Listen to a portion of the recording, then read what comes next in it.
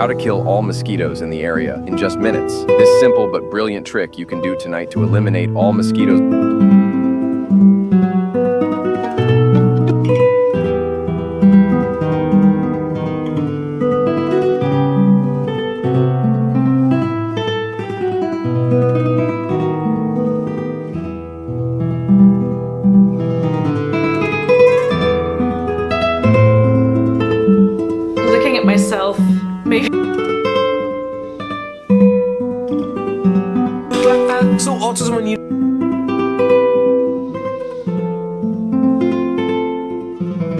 looking at myself, maybe I'm not as cool as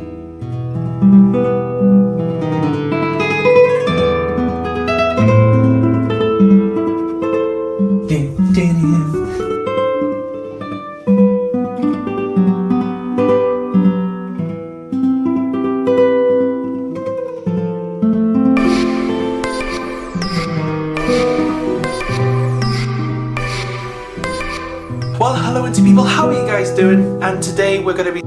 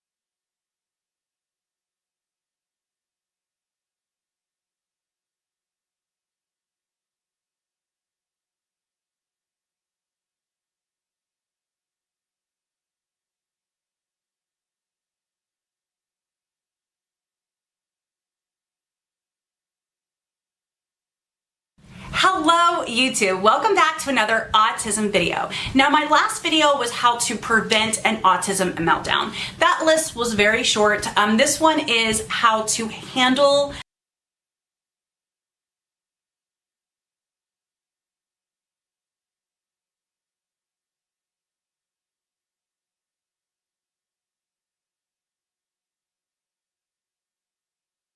an autism meltdown when it occurs. As a lot of you mamas and daddies know, once the meltdown starts, there's not a whole lot you can do. And I want to start out with that, and I want to reiterate that these are tips to help minimize damage done to themselves, to you, to property, to everything around them. It's waiting out the storm and having as minimal damage as possible. So the first thing I am going to just talk about and tell you guys as my tip is that restraints should be your absolute last option. If your child is anything like Noah, my son Noah, he's almost 10 and he has autism, and he used with him and he relates with it.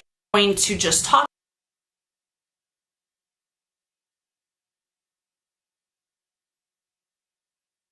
about and tell you guys as my tip is that restraints should be your absolute last option. If your child is anything like Noah, my son Noah, he's almost 10 and he has autism, and he also has intellectual disability.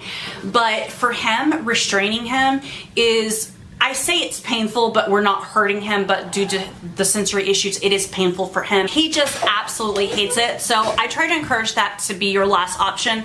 Of course, I'm not gonna lie, it is an option that we have to use a lot of times, but I try to use these other things to either make it where we don't have to restrain him, or if we do, it really softens him to the idea more. Obviously, I just mentioned the last step first, but the first real step is to remove the child from the area that they're in. Sometimes this may not be an option. I understand that sometimes we just have to deal with the meltdown wherever it is at, if it's at the grocery store floor, if it's at the mall, I mean, wherever we're at, we just have to deal with it right then and there. But if you have the option and you're available, I would move the child to a safe area away from other people, other things.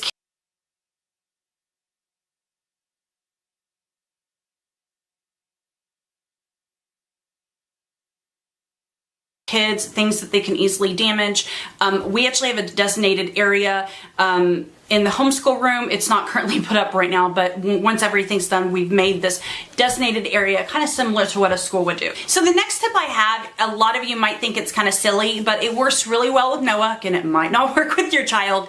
But even when they're in the midst of a meltdown, maybe 1 or 2 times out of 10, I can get Noah redirected by either having Netflix on, and sometimes what I will do is I will put his favorite show on YouTube or Netflix on the TV. So maybe sometimes he'll catch his eye and it will kind of catch his interest. Again, this isn't something that works a lot, but it does work sometimes to be able to kind of minimize that meltdown. So this next one is really, really important, and it's something that I feel like as parents, we learn quickly we can't do this, but maybe our friends or family members might try doing this when they're over and a meltdown might be going on. And it is to not try reason or talking to them during a meltdown. Noah is verbal, but he struggles with communication. But in a meltdown, he says horrible things to me.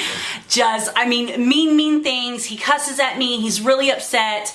And there's no way of talking to them and reasoning with them in that instance. You have to wait until they are calmed down. Usually Noah will come back to me after the meltdown is over with, and he will apologize, and we will talk about what he said and just kind of go from there. If maybe the meltdown started because he was getting a punishment he didn't like, I explained to him that, hey, you still have to get this punishment, unfortunately, but let's talk about it. So that's the time that you can try talking on their level. I would suggest during the meltdown not to try using long sentences, just using 2 or 3 word phrases. With Noah, we use calm down Noah. For some, that may be offensive to them or something they don't want to use with their child, but it's not that I think that he just needs to calm down and get over it. That is just a key phrase we use with him, and he relates with it, and it helps him sometimes if I'm like, he's in the middle of meltdown and I'm holding him and rubbing his hair, I'm like, calm down. I say it nicely and calmly. I'm not like screaming at him. Always try to keep a calm voice. This is really hard. It's really hard for me too. But try to remain calm and cool, because they're going to reflect. If you start yelling and screaming at them, guys, it's gonna get dangerous in 0 to 60 seconds, okay? The last tip, and it's really not a tip, it's more of a tip for you, and it's okay to feel upset after. It's okay to feel angry. It's okay to feel sad. Whatever emotion you're feeling after that meltdown is over, it's completely okay. And I say this after, because when a meltdown is going on, I really don't feel an emotion usually. I wait until after it's over, and then usually all the emotions hit me. And usually it's just anger and sadness. And I'm not angry with Noah, because obviously what's happening is really beyond his control, but it's just anger that my son has to struggle like that, and it's sad. I mean, no mother wants their child to go through that. So it's okay to feel that. It's even okay to cry. We've been going through this with Noah since he was roughly about 3 years old, so about 7 years we've been going through this, and still even now, I can tell you a couple of weeks ago, he like clear on punched me in the face, like busted my lip. I cried, guys. I was angry and I was sad, and it took everything in me not to react to him. It really, really did. But it's okay to feel those feelings. So that's really my best advice as far as meltdowns. If you guys have any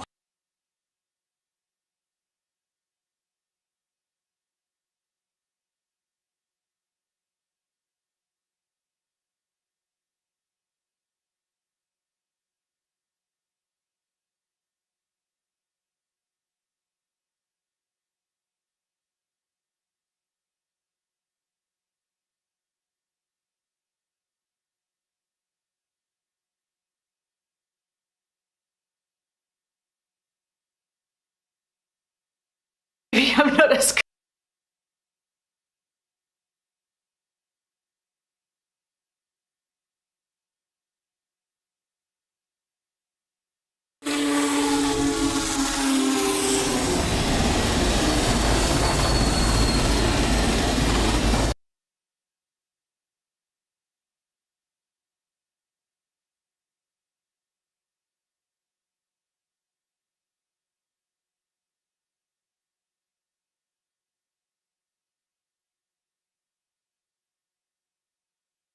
cool as I think I am.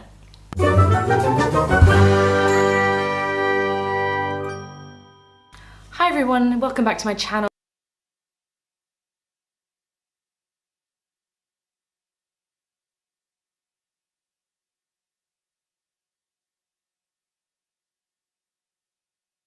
Today I'm going to be sharing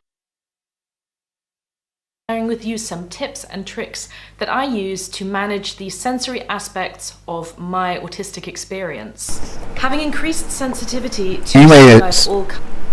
So this is Yosemite Sam, and I have learned a lot from her since about 4 years ago when I discovered I was autistic. If you look here, she was making videos back then. She's, I guess, one that I learned a lot from in the very beginning, and I'm grateful for that. So, all right. Kinds can be a core part of a person's autistic profile. But luckily we live in a golden age of stuff where whatever problem you have, there's a product that will help. I don't know if our autistic ancestors also struggled with sensory issues back when they lived in caves, but modern life is certainly noisier, smellier, and itchier than ever before. So here are some solutions that I use that I hope could be of benefit to you as well. Everything is linked in the description box below. They are Amazon affiliate links, which means that should you wish to buy it, I would get a small commission at no extra cost to you. Number 1, spiral hair ties. My scalp is very sensitive, and kind of pulling on my hair is one of my stims anyway. When I was younger, we had to have our hair tied back for school, and I would get headaches from wearing my hair in a ponytail because I would need it to be tied in a certain way that would then give me a headache by the end of the day. It took me way too long to learn about these things, but they are a game changer. They don't pull, but they keep your hair firmly in place. They're also much easier to take in and out, and they don't leave a kink. I was always afraid that they would, get kinked up, leave a kink in your hair, or else get actually tied up in my hair. In your hair when you take them out at the end of the day. Bonus, they are really fun for a little bit of scrunchy, stimmy goodness, and I like to keep them in my pocket or around my wrist for when I need them. Number 2, elastic shoelaces. This is kind of a new revelation for me in my life. What is it with autistic people that just, like, freaking tying shoes? I don't get it. Like, I've always been able to tie my shoes. I know I had a hard time learning to tie my shoes, but once I tied my shoes, then I just kept on tying them and tying them and tying them and tying them, and then going over, like, you know, right over left, left over right, and I still go over the same steps every single time, but it was like step after step after step, and this is it, and I have to go through those steps every time. I never have, I guess, learned to tie knots. I've learned to go through the steps to tie knots, if that makes sense. But I never have learned to tie knots, really. I just have learned a succession of steps that gives me a certain kind of knot that I may need in certain situation. And because I've done it enough, I can pull it off and make it look good. I have this strange need to have my foot hugged at the exact right pressure, which means that I never understood those people who just let their shoelaces go and have really loose shoes on. I also had to tie my shoes in a certain way with double knots, and this really takes a long time if you're going in and out of the house, you're taking your shoes on and off. Anyway, I really wish that I discovered these ones sooner. You thread them through the eyelets, and then every shoe can be a slip-on. This is also a great tip. My adopted daughter, Sarah, she does not like to tie shoes at all, and I swear she blames it.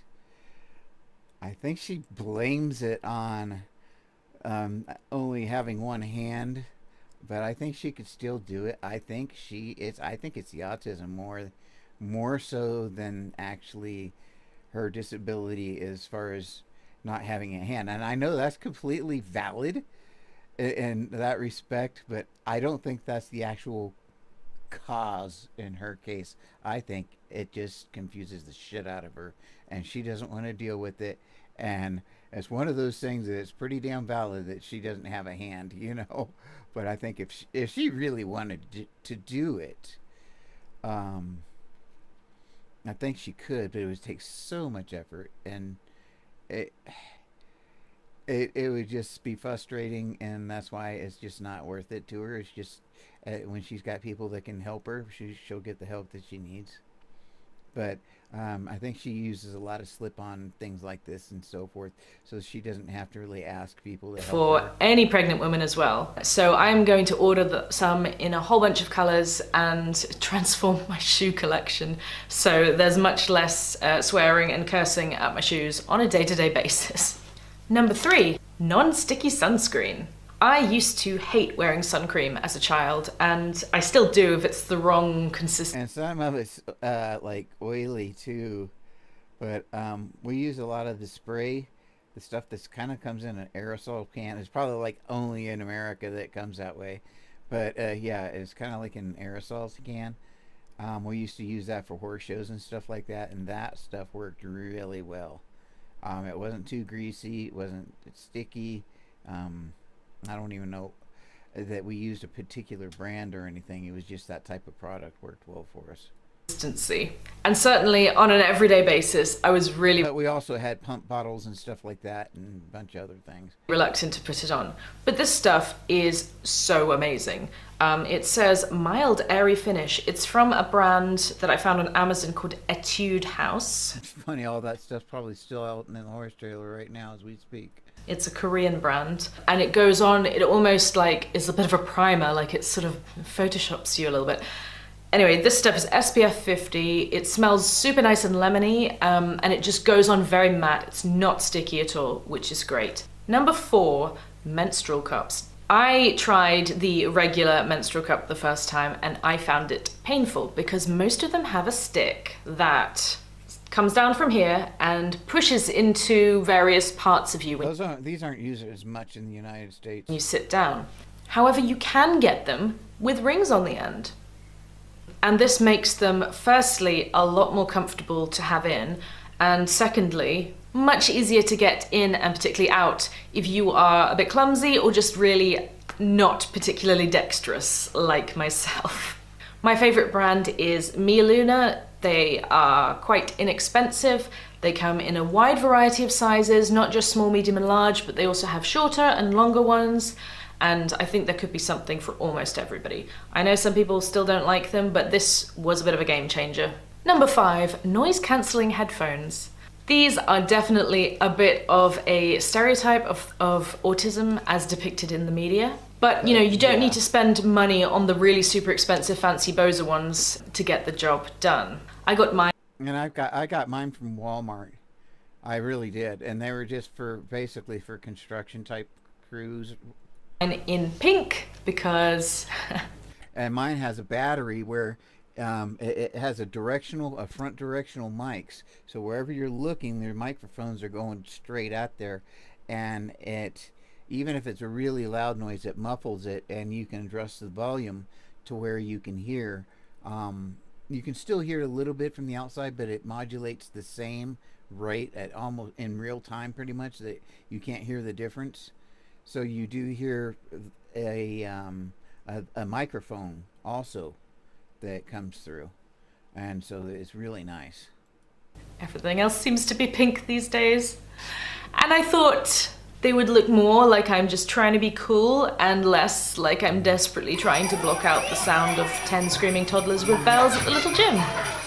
Factor provides balanced eating made simple. They provide a new menu every week with delicious, nutritious. Looking at myself, maybe I'm not as cool as I think I am. I like them though. These ones are from Amazon. They are a brand called Tautronics, and they were about 50-60 pounds or euros. Not sure, can't remember. But I found them really good. You can turn the noise cancelling hiss. No, the headphones I've never worn in public, actually. I have worn them at home and stuff like that. On or off, and I just actually wear them a lot of the time. I wear my loops all the time, my earplugs all the time in public.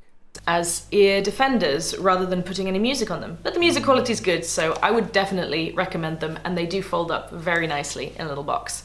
Speaking of everything being just way too loud, don't underestimate the power of basic little foam earplugs. I know not everybody can tolerate these, but they are good if you want to be more subtle. I know this is like really obvious thing, wear earplugs if you want quiet.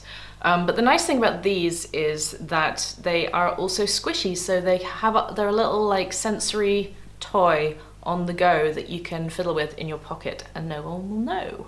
And I do also want to draw your attention to another sort of earplugs, which are musicians' earplugs. Unfortunately, if you use them once and then you take them out, and then they're going to be gross from there on out. You aren't going to really want to put them back in. I have not arrived yet at the time of filming, but these are basically so you can go about your day and you can still hear, but they filter out certain frequencies. Okay, I have no idea why I just did that. I'm stimming a lot right now. Of noise. So they're designed for musicians who have a lot of sound exposure, but they can still hear the music.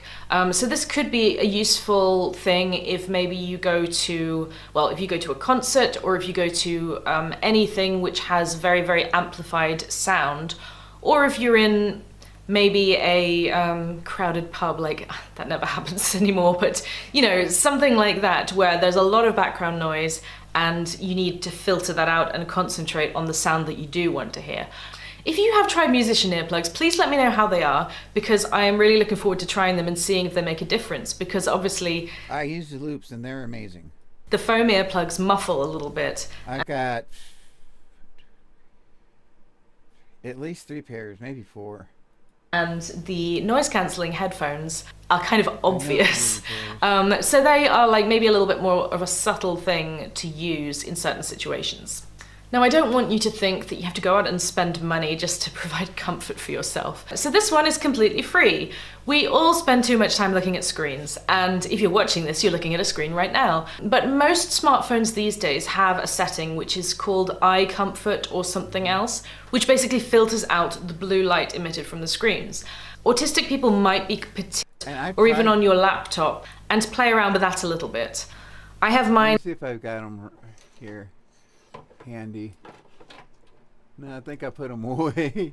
But I had some it was like clip-on blue light clip-on glasses, and they did cut out the blue light, but the problem was they reflected into my glasses and then back into the back of the glasses and back and forth, and so it made these like white spots where I couldn't see because all the reflecting back and forth between my glasses and the blue light filter itself. So it just became very difficult to see at all through them. So I stopped using them. Set to come on between 7 p.m. and 7 a.m. and then anytime I look at my screen during that time, there's no blue light emitted. Number 9, a silent or adjustable doorbell. Now, we used to have one of those doorbells that was obviously manual somewhere, and it was extremely loud and very jarring. Every single time the doorbell went, it would make me jump, and I lived in this house for 5 years. When we moved house, our new doorbell was right outside my son's bedroom, and it was even worse. So we immediately ripped it off the wall, and I did some research online, and I discovered that there are quite inexpensive doorbells that you can get, that you can adjust the volume and the ringtone and these kind of things on it. So we got one from a brand called TechNet. This is the bit that you they work, a lot of them work with the battery, and you and they're like Bluetooth or whatever nowadays. So yeah, and heck, you've got the ring lights nowadays with full cameras and everything else. So yeah, doorbells are not what they used to be by any means. Plug in, and then there is a bit that you put outside that they push, and it works on Wi-Fi, I think. Might work on its own Wi-Fi or something like that. So this one has like 50 different tones. I have it on a very unobnoxious one, and you can set the volume level. Even the softest volume on this is maybe a little bit louder than I would like, but you can also turn the noise completely off, and it will only just, there's a blue ring here, and it will flash when the doorbell rings. So you can turn it completely silent and still be notified when the doorbell goes, which I think is great. We got ours from a German website because we wanted the European plug, but I've linked a very similar one down below for my UK viewership. Number 10, non-ticking clock. Yeah, and she didn't link one to the Americans because we have to be different from the UK even, I'm sure. Because they don't use... she probably did put... Yeah, she put an American link too. I'm going to see what the UK ones look like. I'm just curious now.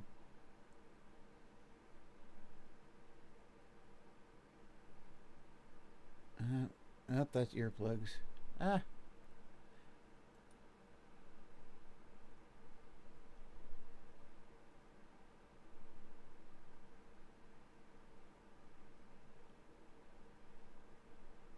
I don't see the doorbell. Oh, okay. UK link. I'm going to see if it has that same type of plug.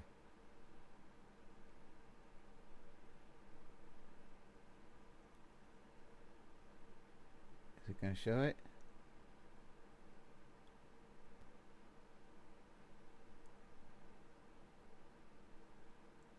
It doesn't show us what the plug looks like. There's a side view of it. That doesn't look American. It looks different. The tines are wrong. So I guess it is a bit different. Interesting. Okay. Now that we've gone down that rabbit hole. Both me and my husband are driven crazy by the sound of ticking clocks. I am vaguely anxious about timekeeping, so I like being able to see what the time is pretty much wherever I am.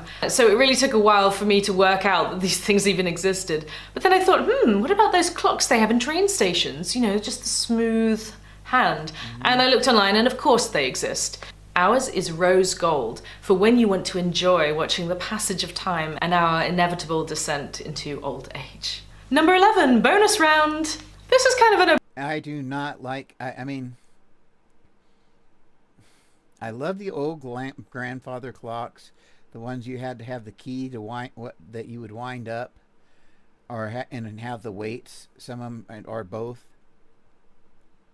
because you'd wind it up, and that would bring the weights, and the weight would slowly go down. You wind it back up again, and the weight would go back up, and then but you'd have to keep an eye on it to make sure that the clock worked. And if the clock did work, and you kept it up, they kept time very well. A bleak one, but bear with me. My bonus life hack is to drive an electric car. Now, of course, there are environmental issues and there are also cost issues.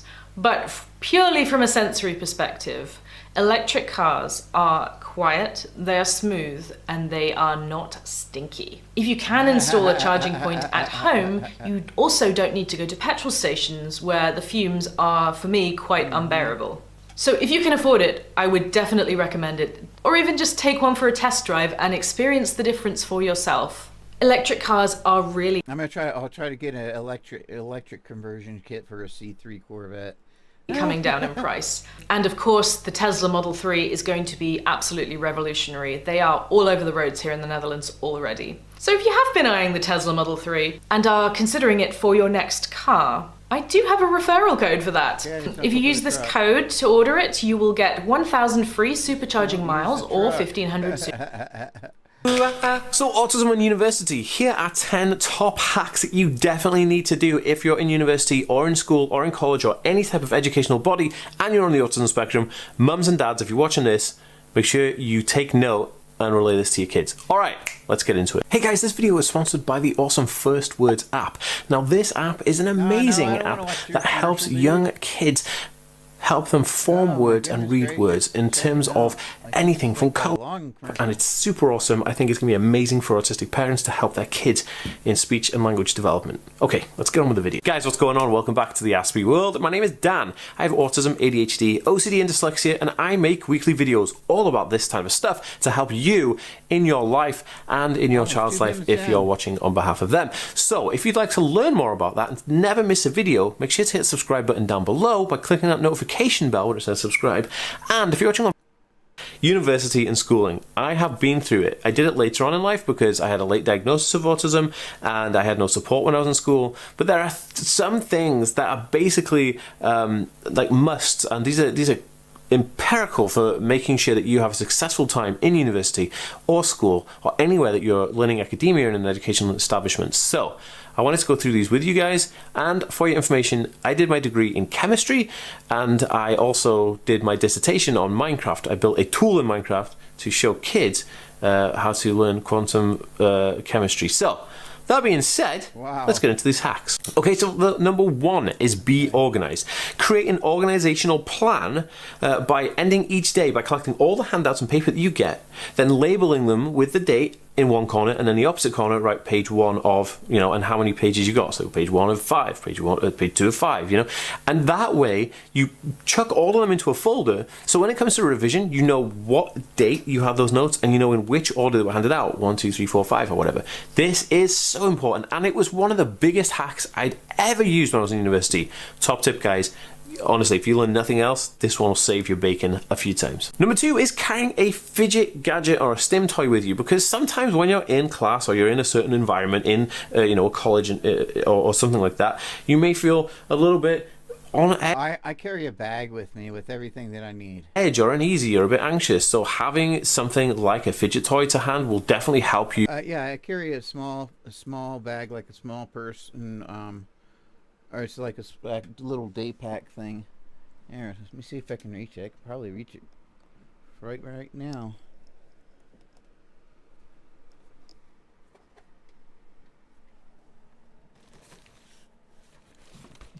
Yeah. Right here. My entire life is within reach. Yeah, but anyway, it's just a little backpack. This happens to be a Fortnite one for whatever reason. I wasn't a big Fortnite fan. I haven't even played it, but I found the backpack and I liked it, and I was like, I don't care who it is from. It's a good backpack. I like it. So it is what it is at that point in time. All right. You regulate yourself a little bit and definitely just calm you down. It's a great way for keeping anxiousness down in hallways and stuff like that, because it's always really busy when you're in education buildings because there's like a bazillion kids everywhere, right? Okay, so number 3 is prepare for uncertainty. I know it's a difficult thing to kind of conceptualize here, but making sure that you pack extra food supplies, so if you happen to come across an issue where during the day you have to go somewhere else, you have extra food. Because one of the things that I feel as an autistic person is that my mind is going 1,000 miles an hour, my body's going 1,000 miles an hour, and I get hungry quite quickly. So if something unexpected happens within a day, like we're stuck in traffic, the bus doesn't come, or I have to go somewhere else, and something happens, the last thing I want to do is be hungry, because that's just going to set a whole chain reaction of rubbish, and yeah, that's not going to... I used to say, tell my, whenever my daughter would bring friends or a boyfriend over or whatever, the first thing I'd tell them is like, okay, when it turns into Satan, feed it. And they'd laugh and ha ha ha ha. I was like, no, I'm serious. And I was. And I think he's talking about the same thing. He must be real sensitive in that respect too. Cade wasn't quite so bad. I don't know that I was that bad. Maybe I was. I don't know. I don't remember. So packing extra snacks was always a great idea, and extra water. Super, super dope. Okay, number 4, probably one of my favorite ones is... Lots of water. Make sure you drink your water. That's so important. My sister-in-law died 6 weeks ago because she didn't drink enough fluids, and she got stopped up and backed up, and it took her life. It took her life. Preparing the night before. what I used to do is in the morning, sometimes I'd get up late and I'd be like, my alarm's gone off and I'm late and the train's going to go and all this crap. So I would basically, the night before, set out everything I need for the day that would be following. So all the clothes that I need to do, my bag is packed, everything's ready. I'd make my lunch the night before. So all I have to do, get up in the morning, get my backpack together, grab a smoothie or some breakfast, and then off I go to university. Absolutely amazing. This caused for so much less stress in the mornings. Loved it. Okay, number 5 is something very interesting. This is asking for reasonable adjustments within the education body. Every education establishment has a duty of care to make sure that people who are disabled, including autistic people, because that is a disability, are looked after and have reasonable adjustments. So basically, asking for, wheelchair access is no different to asking for extra time in exams if you're dyslexic, or asking for a computer to use in your exam rather than writing, because, you have these disabilities. So, that being said, that's a very, very good point.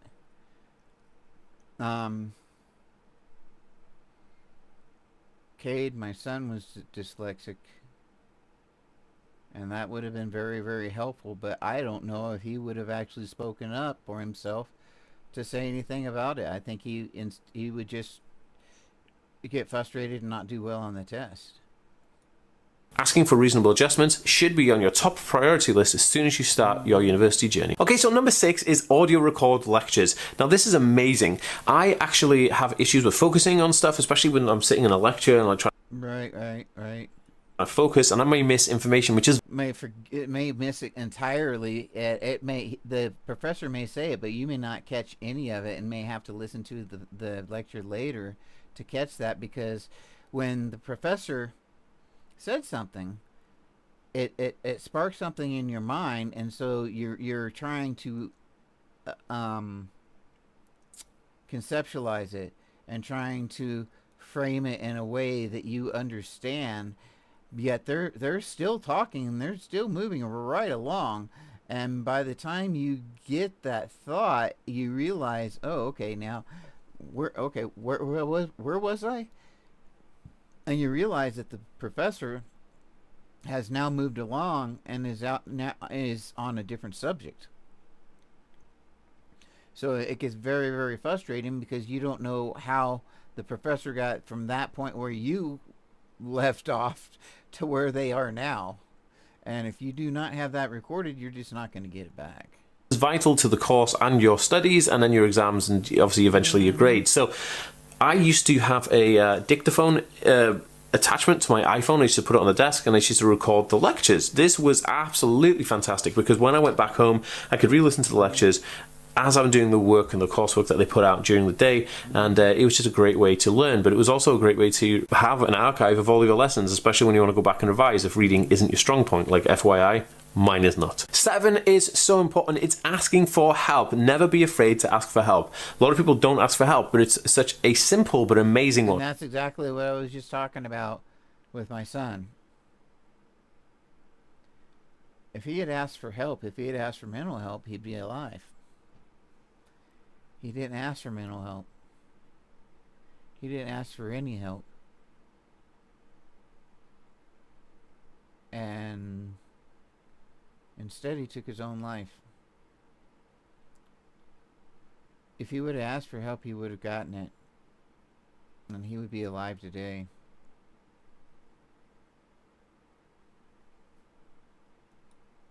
If you have an issue with something, ask for help. If you want extra answers to something, ask for help.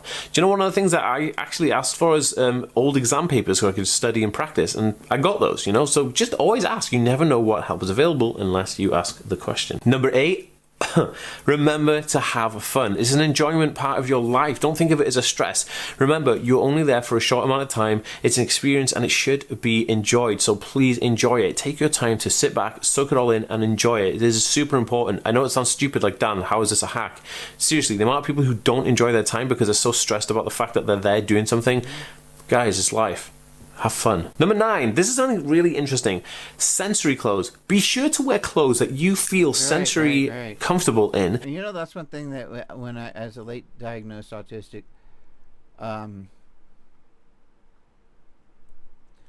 wore utilitarian clothing,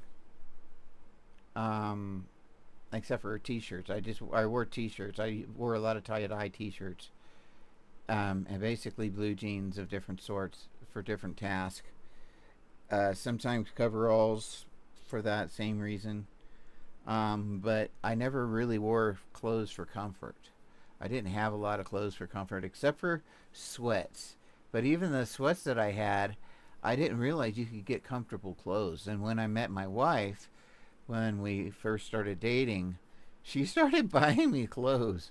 Like she just, I don't know what it was, but she just started buying me clothes. And I realized that, for the first time that there was all this really comfortable stuff out there.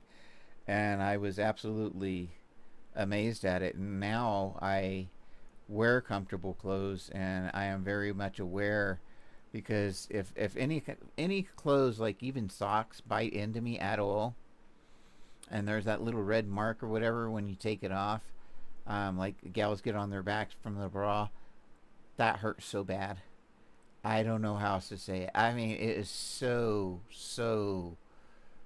annoying. It hurts. It really hurts. And it's not just slightly annoying. It's not something that just bugs you. It hurts. And I wish it didn't, but it does. But I think I'm just hypersensitive that way. It feels almost like a burn. Not quite that intense. Actually, it does feel like a burn after about 4 days. Is what it feels like. That real sore, real tender feel. Not good. No matter how ridiculous somebody else may see them, it's not up to them, it's up to you. Make sure you're wearing clothes that you're comfortable in, you feel satisfied in. You are having these clothes because they're soft and they're lovely, and they're not going to cause you any sensory issues. Do it. Just like I said, I say, dress like a butch lesbian. If you're a guy dressed like a butch lesbian, there is no one that has ever looked over and been like, see that butch lesbian over there? Dang, she looks so uncomfortable, doesn't she?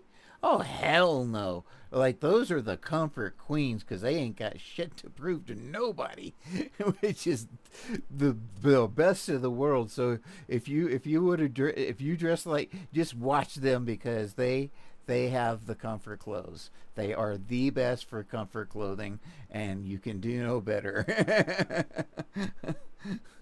just pay attention. It's so important. Comfort first. Do it. Okay, so number 10, my all-time... Particularly if they know they're neurodivergent and they know that they have sensory things for clothing. And I'm really serious. Like, butch lesbians or whatever, holy hell. They dress comfortable. That's all there is to it. Favorite is, I keep saying this about everyone, but I think these are all my favorites. Obviously, if I didn't have my wife, that would be my source of learning how to dress nowadays, for sure. I'm doing this video, but setting reminders. Use your tablet or smartphone. Like the old Queer Eye for a Straight Guy show. To set reminders to guide you through important dates that are coming up within that term year, or that term or the year within the education. Looking for autistic lesbians to dress me. Because they know their shit. Body, because there may be a certain event that's coming up and you don't want to forget that, and people on the autism spectrum have a difficulty in remembering certain dates and times to execute and do things. So my advice is set up the calendar as soon as you can, as soon as you get those dates, put them into your phone or your tablet and make sure that they alert you when they're going to happen. These are super important. Guys, if you thought this added value to people's lives, please share it on Facebook and YouTube and Instagram. And if you are having a good time, give it a thumbs up. And Alrighty, Don. That was a good one. We'll give her some trains. What do you think? I give her a lot of videos. I'm glad to see that there are creators that can, that have like talent, maybe unlike myself. Right? All right, let's go to the next one. When I was looking in the mirror, I thought I looked really cute, but now looking in the viewfinder, but it's too late to change.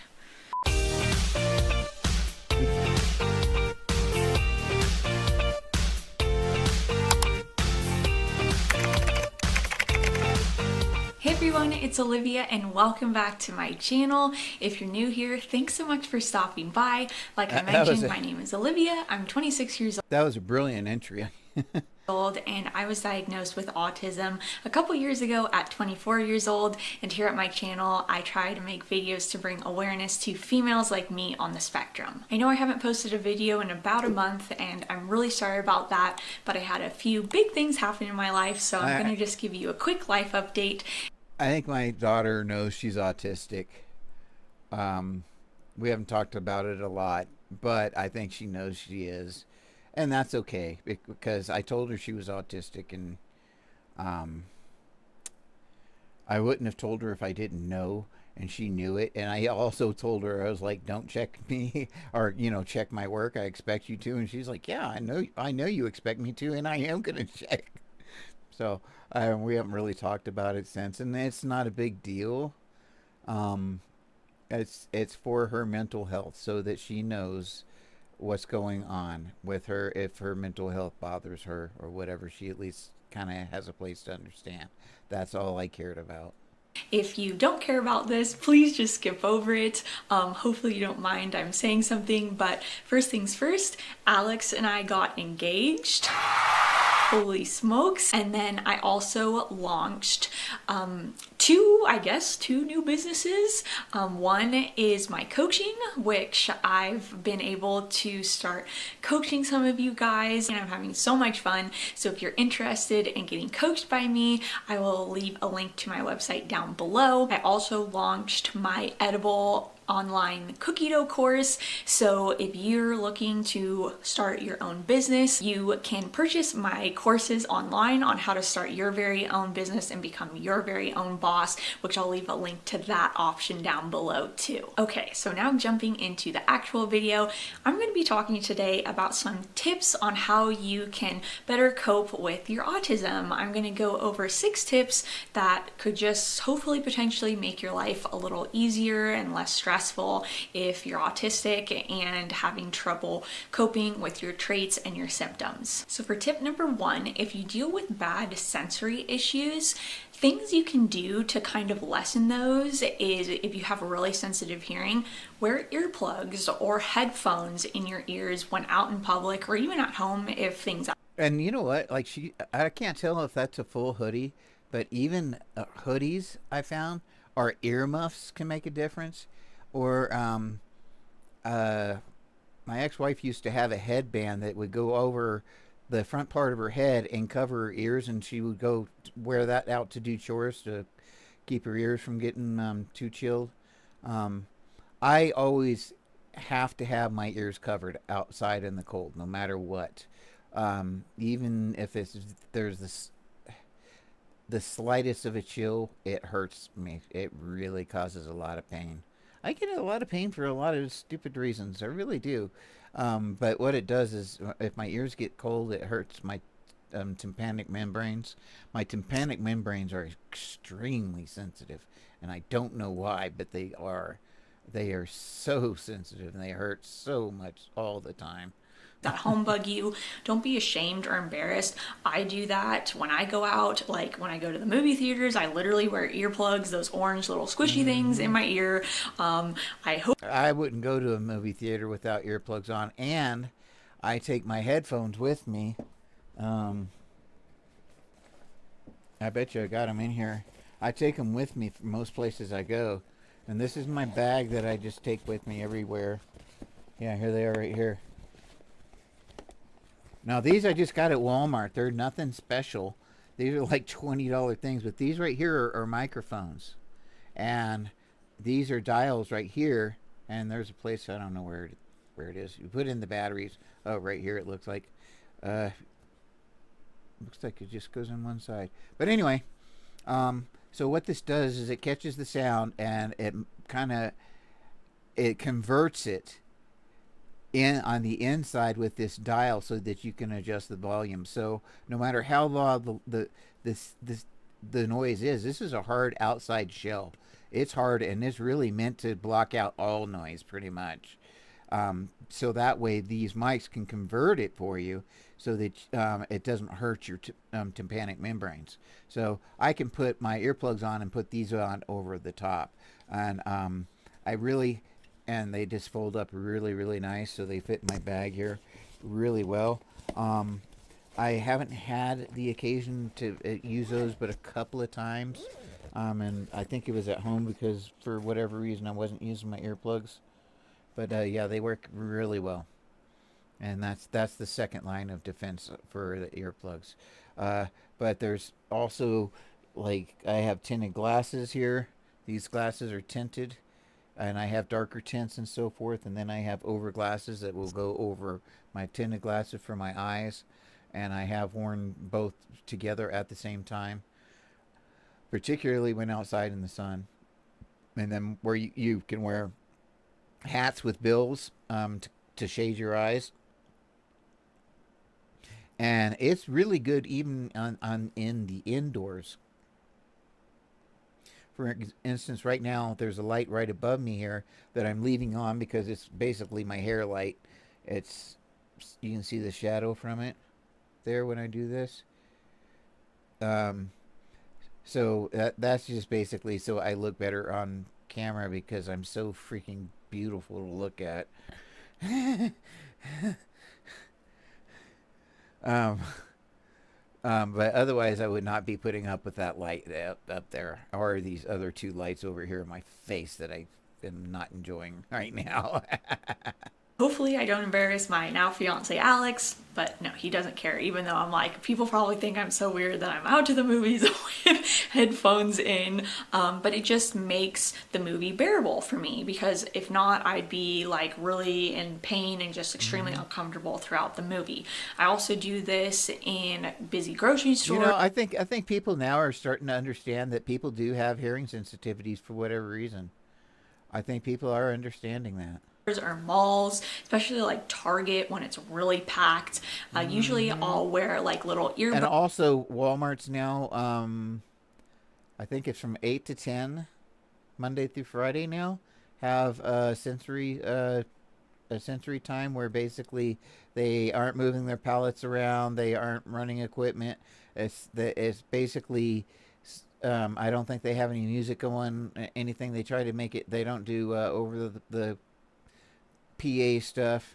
Basically they try to keep it quiet as they can and sensory friendly as possible. And then that's from 8 to 10 o'clock, I think, at all Walmarts now. Buds and listen to music, and this one allows me not to hear loud noises or screaming babies or whatever it may be that could overwhelm me, but also it just helps relax me and not pay attention to the crowds that I don't like. If you have really sensitive eyes, something you can do is wear sunglasses, and you can even do so at all times of the day and even indoors if your eyes are really sensitive. I actually do this a lot, and I'm sure people are like, why are you wearing sunglasses? And once again, she's got a hoodie on. I know it may make you look weird or whatever, but you can bring that hoodie all the way up over your eyes and pull it up at the back if you have to a little bit, so that it drapes down so that it shades your eyes, so that you don't, and you can see the shadow on my face there. So it's making a difference right there. And if I curl it around, really makes a difference, because there's this other light right here beside me. So and that hood can do the same thing, because it's going to be wrapped around like this, protecting your eyes. But I just say that I'm taking after my favorite Formula One driver, Kimi Räikkönen, because he's literally always wearing sunglasses at all times, and his are super dark. But my tip and what I do is to go to the store. And there is at least one autistic NASCAR racer right now. Or online or wherever. Tyler. And find a more light. No, it's not Tyler. I can't remember his name. Light tinted sunglass, so that you can wear them inside, or as it's getting darker outside, so they're not super dark and make things like hard to see. You could have like two pairs. Like I have one pair that are darker that I wear when it's really sunny out, and then I have another pair that I can put on. And I have prescription glasses that I got tinted, and they were tinted by the VA, by the Veterans Administration. So I have them tinted through that, and I got different tints according. One's a rose-colored tint, which I really like, but most I have some grays, and then I have some darker ones that are basically like your charcoal, different tints of your charcoal color or whatever to as actual sunglasses. But these are all custom tints. But the thing is having 2 or 3 sets with the clear set. Like right now, I'm wearing a clear set with my computer glasses here, and I do have a couple of clear sets. But all in all, I would rather have a very low tinted set than a clear set any day to start out with, or for regular doing when it's getting darker out or indoors. If you have sensitivities to like textures and stuff, make sure you wear clothes that aren't bothering you. Make sure you wear soft clothes or whatever kind of clothes you like, and don't force yourself to wear things that are trendy or, you know, in style or whatever. And if you have to wear a uniform at work, try to find ways around making it as comfortable as possible, because the last thing you want to do is wear clothes that are irritating you, because that's just definitely autistic. No, I have that in the background just because it's something interesting to watch, you know, so that it's not too damn boring. make you overwhelmed and could potentially cause you. But I definitely love fish and so forth. To have a meltdown or something. So just a few things for sensory issues that you could try that will hopefully. I used to dive on the off the coral reefs of Okinawa, and I love that. You dive down right on the reefs and see stuff just like this. Help you out in those departments. Yeah, let's see.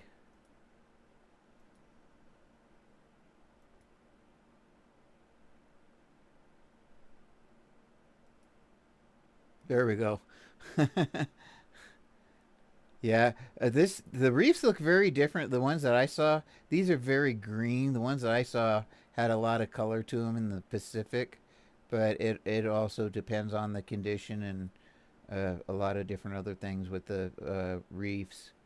And I don't know all the I'm not a real expert on that. I just knew not to mess with them, so I didn't. And just remember too, with all of these, don't be embarrassed by doing this. Like, if it helps you, that's all that matters. It literally doesn't matter what anybody else thinks, so just own whatever you're doing. Tip number 2 is take breaks. Now, I kind of just made a whole video about this, which I'll link up above, about taking mental health breaks, and I'm totally talking about that, but even just like little breaks, like 10 minutes here and there throughout your day to prevent you from getting Who is Randy 13B? Who is Randy 13B? really stressed or overwhelmed and potentially going into a meltdown or into burnout long term. So make sure with whatever you're doing, even if it's something fun, make sure you are giving yourself proper breaks. And when I say take a break, I don't mean go hang out with friends or something like that. That is, once again, making you exert energy. You basically are trying to save some energy, so go be alone, go listen to some relaxing music, take a power nap, something like that. And if I find a lot of times I have to isolate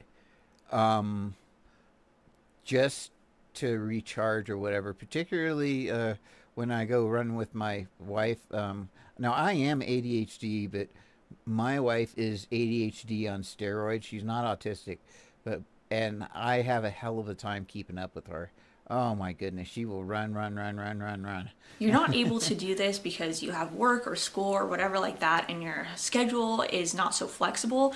Even going to the bathroom. Anyway, don't like all autistic people like turtles. I don't have a particular affinity for turtles. It was just I like the reef and so forth, and that's what I recorded for a background. And sitting in there for 5 minutes could be all you need to get through your day. Also, take breaks from social media. I know it's really hard, and I totally need to take breaks from social media, but just take a break from your phone for a day or even an hour or at night or something to, one, like give your eyes and brain a rest from just staring at a screen all day, and because social media can be super toxic and stuff, and so it's just a great way to kind of cleanse your brain and make it not compare yourself to other people and feel like you need to be. I want to have a safe place, a safe spot, and it doesn't matter where it is. It could be at your home, in your bedroom, your bathroom, in a closet. It doesn't matter. A safe place. Right now, I'm in my office, which is my safe place, where basically it's my area, and nobody's gonna mess with me, and I can do my thing. And as an autistic person, that's extremely important and extremely comforting to me.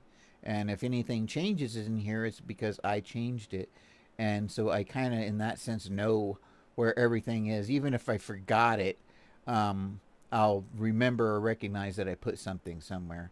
And that goes back to the routine and knowing our environment and so forth. Everything's got its place, so to speak, in this area. And that gives me comfort and makes me feel like I'm in control. And as a PDA autistic, having that need for control of my personal bubble is extremely important. Be doing certain things that seem cool or whatever. So definitely don't forget to take breaks from social media and your phone. Tip number 3, learn how to say no. I am terrible at saying no, and No, I don't think I'm going to do that. Basically too polite, but I'm telling you, learn how to say no. It's really gonna help. I personally have a hard time saying no because I was just raised to be really polite, and I don't want to be rude or come off as a party pooper or something, but I'm telling you right now, stop thinking like that. Allow yourself to say no, and just allow yourself to put yourself first. If your friends are saying like, hey, let's go out today, or hey, let's talk on the phone, or whatever it is, and you're feeling anxious, overwhelmed, you're in burnout, you're ready to have a meltdown, or even if you're just like don't want to do it, whatever it may be, you don't have to take care of yourself first, I think, is what she's trying to say. Just take care of yourself first. Do what you got to do to take care of you, because if you don't take care of yourself first, then you can't take care of or help anyone else. So you have to be, in that sense, selfish in order to be selfless.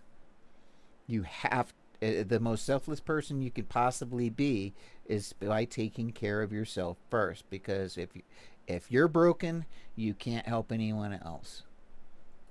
have to like even give them a reason. You can just be like, hey, no thanks so much for the offer, but I'm not feeling like it right now. Getting diagnosed with autism has actually allowed me and given me the strength to say no, because I feel like I have an excuse, for lack of a better word. It's not that I'm using my autism as an excuse, but it at least gives the person or people that I'm saying no to like a reason as to why I'm saying no. They could better understand it themselves. But at the and I know what she's saying. It gives her a pillar to or of which to stand on, or something.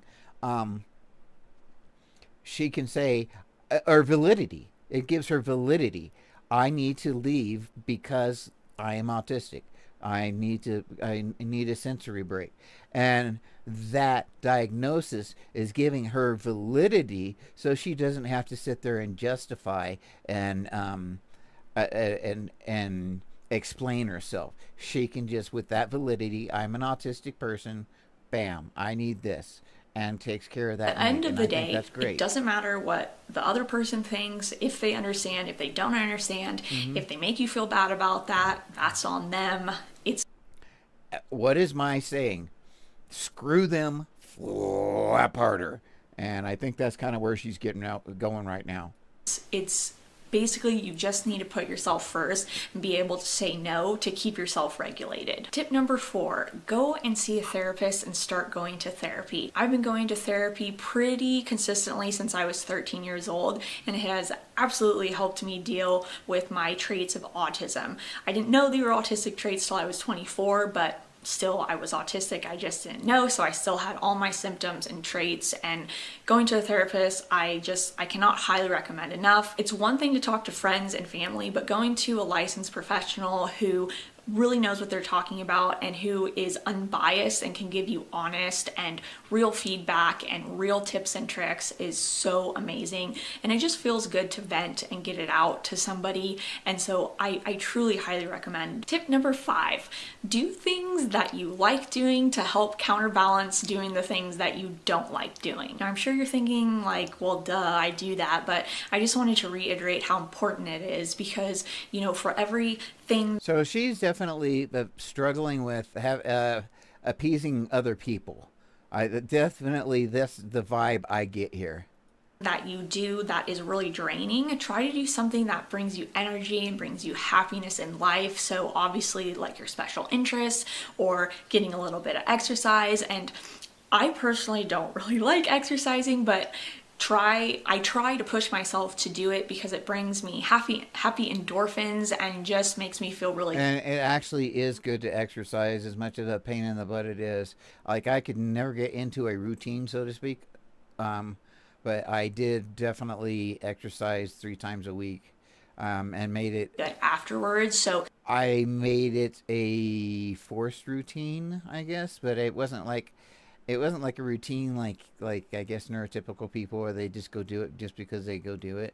No, it was always forced. Even if it's a 10-minute walk, and try to go on a 10-minute walk every day, either. Every other day, whatever it may be, to just try to bring you some more energy and counterbalance the, you know, work or school or chores or whatever you have to do that you hate doing. And the way I'm kind of describing this goes back to the spoon method, which if you don't know what that is, definitely take a look online about it, and maybe I'll do a video about it in the future. But it's basically when for every like thing you do that you don't like doing and that pulls energy out of you, you do something that you love doing that puts energy back into you to keep yourself balanced. And for the final tip today, tip number 6, start journaling. And this kind of goes back to what I said in tip. I don't know anything about journaling at all.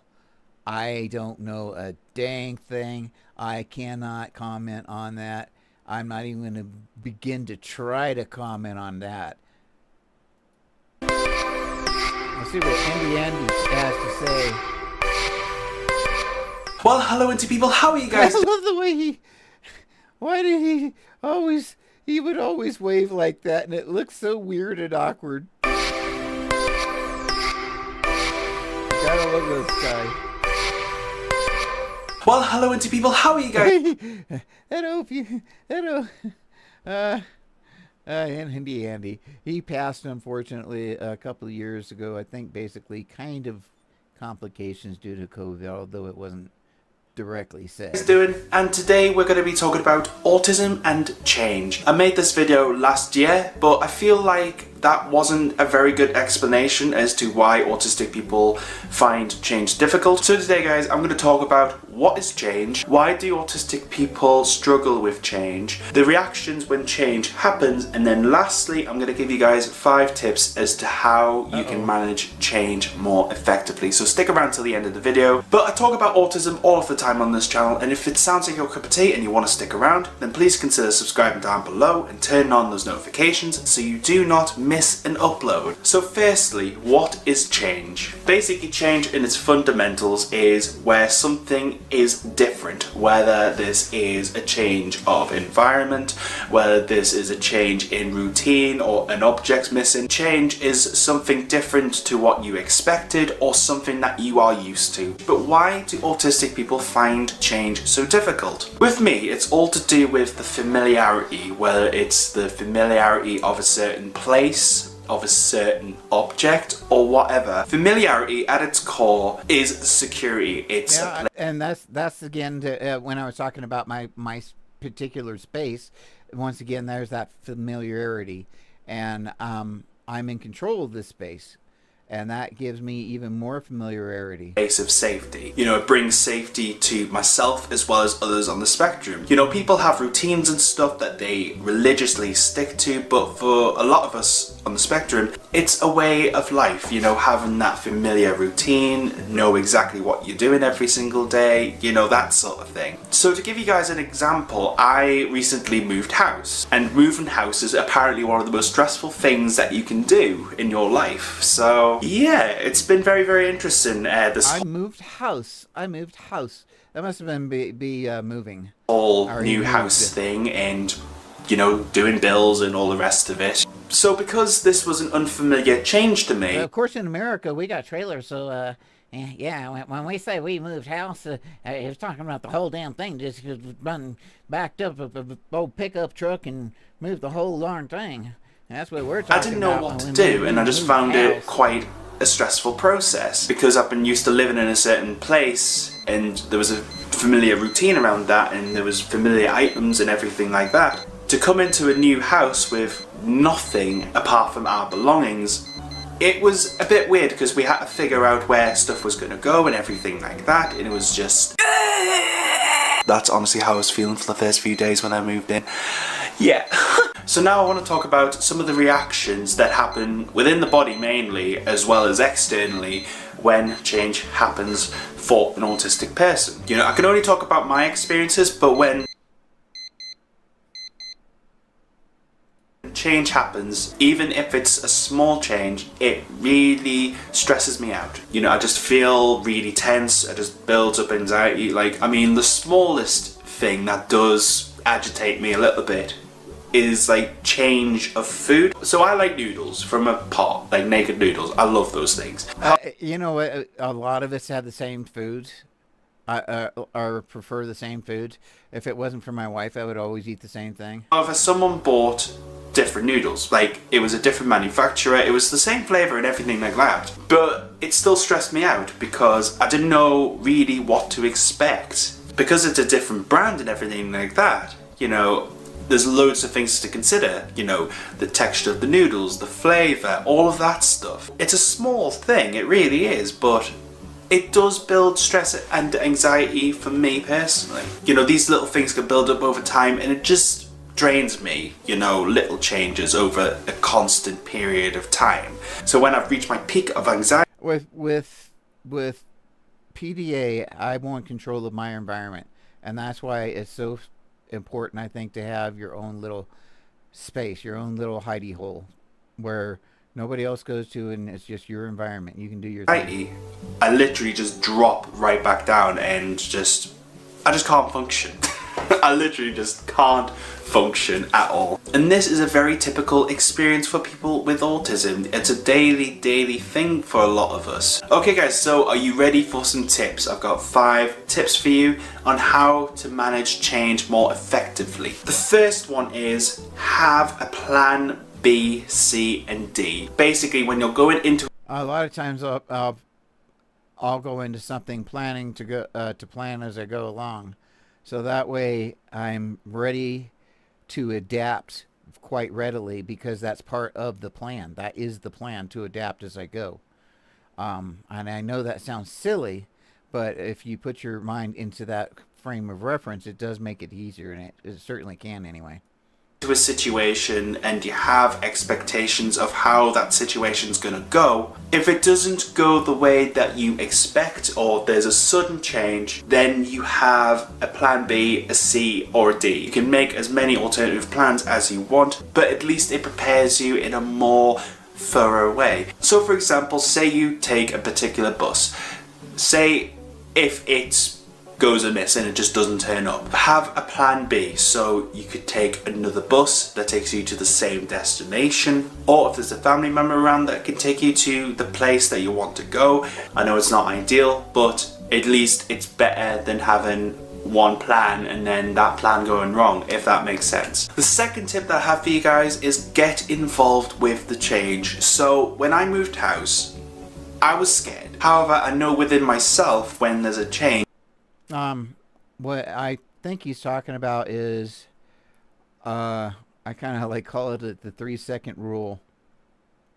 When I was having contact with an offender, I decided within 3 seconds of contact, I had to earn a rapport, to establish a rapport, to be able to talk to them about something or get the conversation going, so that I could establish that rapport. I like to keep myself busy with certain tasks. I kept myself busy doing little things here and there just to help with the move, and this really helped me personally. Especially when the change is out of your control as well. I think it's important to try as much as possible to get involved with the change. You know, it might seem scary at first. Trust me, moving house was a very scary thing for me, like I say. But once you're doing stuff and getting into it, it really does help, trust me. Third tip I have for you guys is more for people who are carers, parents, friends of an autistic person. If you have a set plan and there's going to be a change, tell them. Just be upfront and honest that there's going to be a change. Yeah, with as much notice as possible too. Change to proceedings. Because personally for me, when I go into a situation, I expect plan A. I don't typically think about plan B, C and D. And I personally appreciate it when people say there's going to be a slight change to the way things are going to be running. Here's what is going to happen. Even if it does upset the person initially, I do think it's important just to be upfront and honest with people. Now the fourth tip I've got for you guys is, if it's a massive change, like moving house for example, have a schedule just to help the autistic person overcome the change, overcome that anxiety that they will be feeling. For autistic kids, something like a visual schedule might be beneficial as well, whether it's just like picture cards, whatever it may be. Literally having a schedule, I think, is really important. And finally, tip number 5, maintain communication. Maintain communication with the autistic person and just make sure that they are a priority as well. As much as possible as to what's going on. Is managing the change as well. You know, the change is a priority. Obviously, you know, if it's unexpected, everything like that, you know, that takes precedence. However, I think it's really important to consider the feelings and the thoughts of the actual person themselves. You know, it's a change, so it's going to be stressful. However, I really think maintaining positive communication with the autistic person can really help with that transition. Now, down below in those comments, I want to talk about change. How does everyone feel about change generally? And if you have any other tips for me regarding change that I haven't talked about in the... Nope, can't do that for you. You won't be there to answer that one. Alrighty, well, let me see.